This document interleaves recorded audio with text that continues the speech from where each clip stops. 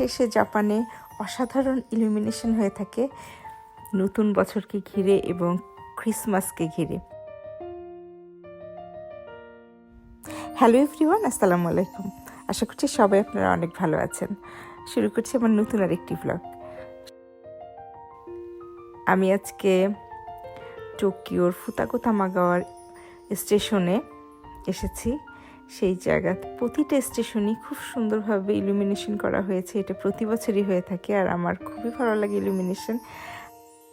এই বছরে আসলে কোথাও বেড়ানো হয়নি, কোনো জায়গায় অটম লিভ দেখার জন্য কিংবা ইলুমিনেশন দেখার জন্য কোথাও বেড়ানো হয়নি। কাজের ফাঁকে ফাঁকে বিভিন্ন জায়গায় যেয়ে সেই জায়গাগুলো ভিডিও করেছি, ছবি তুলেছি। যেহেতু ভিডিও এবং ছবি তোলা আমার একটা হবি, এই জন্য যেখানেই যে আমি ভিডিও করতে থাকি।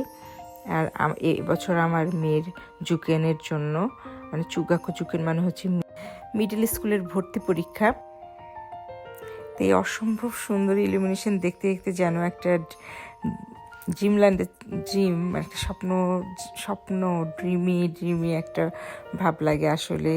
তো এগুলো দেখি আর ভিডিও করি এবং শেয়ার করি যে আমাদের বাংলাদেশের মানুষও দেখুক এসব সুন্দর সুন্দর জিনিসগুলো জাপানের।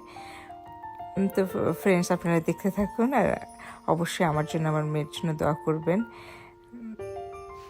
আল্লাহ হাফেজ।